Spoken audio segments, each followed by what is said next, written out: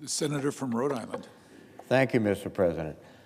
On day one, President Trump lit the fuse on Elon Musk's plan to hollow out the federal government by changing the name of an obscure technical office within the White House, the U.S. Digital Services, USDS, and called it Doge, without congressional authorization, and giving it extraordinary reach into the operations of the federal agencies. Since then, we have heard report after report about how Mr. Musk and Doge have rammed their way into agencies, not to make smart decisions, not to improve efficiency, not to eliminate waste, fraud, and abuse, but to disrupt, denigrate, and demoralize. And along the way, Doge has made incredible blunders, such as firing and then scrambling to rehire employees at the National Nuclear Security Administration. Let me repeat that. Mr. Musk and his minions fired the people who keep nuclear weapons safe, and then someone realized, fortunately, within a few days, they had to come back. And here's another example. Musk and his hackers made CIA send an unclassified email with the names of its recent hires.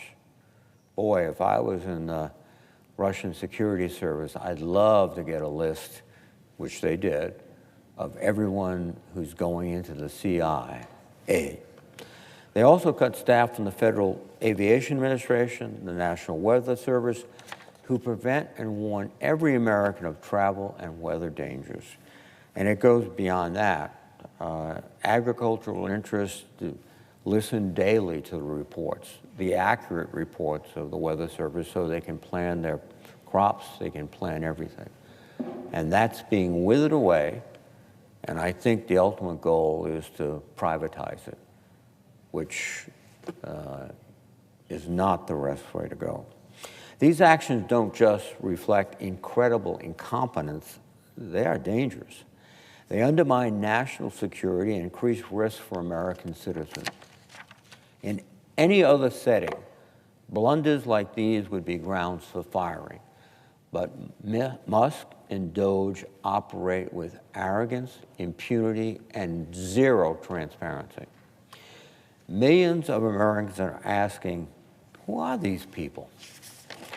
As the ranking member of the Financial Services and General Government Appropriations Subcommittee, the subcommittee that ostensibly oversees the budget for the White House, USDS, and Doge, I'm asking the same question, because Congress, like the American people, is being kept in the dark. As appropriators, we typically work together on a bipartisan basis, no matter which party is in the White House, to get information, to conduct oversight, to ensure that federal dollars are spent in accordance with the laws passed by Congress. But now, without authorization from Congress, Doge is recklessly slashing its way through virtually every federal agency, from the Office of Personnel Management to Treasury, to HUD, to State, to USAID, and to the Department of Defense, and more. It's vital that we understand what Doge is and isn't. While Elon Musk tells us and the American people that Doge is maximally transparent, it is not. We still do not have answers to fundamental questions like, what is the scope of Doge's work? How many people work at Doge, and who are they? Do they also hold jobs outside the federal government? What are their financial holdings and potential conflicts of interest? Do they have allegiances to foreign governments? Will Doge respond to requests under the Freedom of Information Act? What are its plans to reform agencies? Who is Doge firing and why? And many, many other questions. And unfortunately, when Doge shares information, it is frequently wrong. As the New York Times reported, 5 of Doge's biggest claimed savings were deleted from its website because they were inaccurate.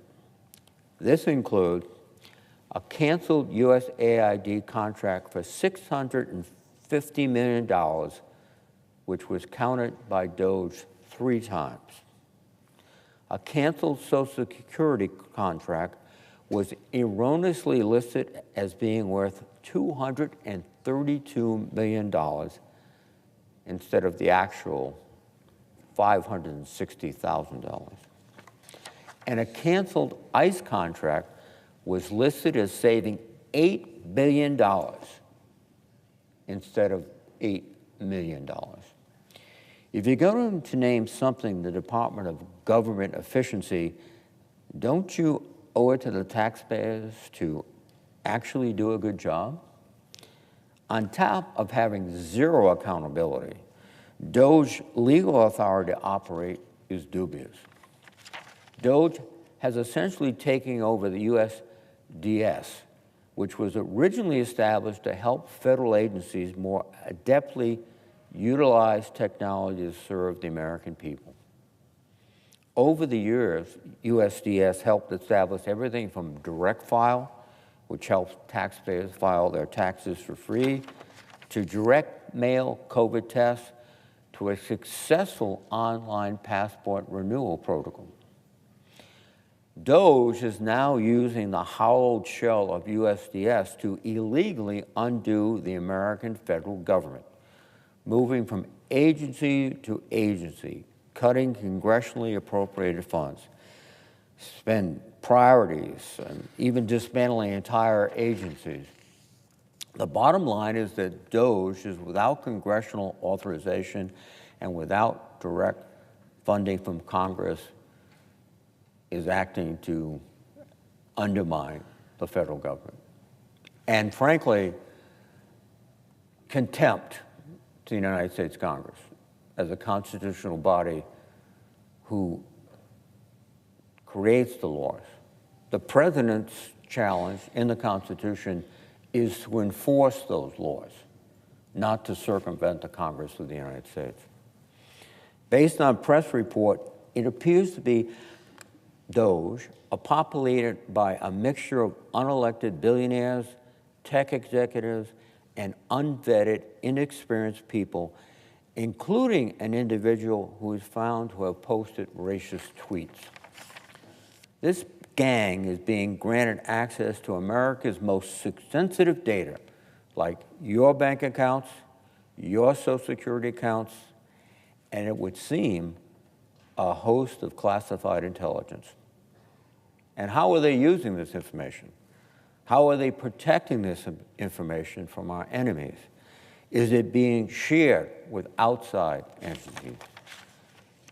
Is Doge simply being used to give Mr. Musk, his companies, and his billionaire friends an advantage when competing for government contracts?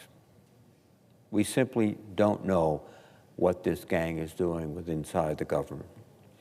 Every single day that passes without transparency and congressional access to information about Doge's funding, staffing, and scope of work is a moment too long.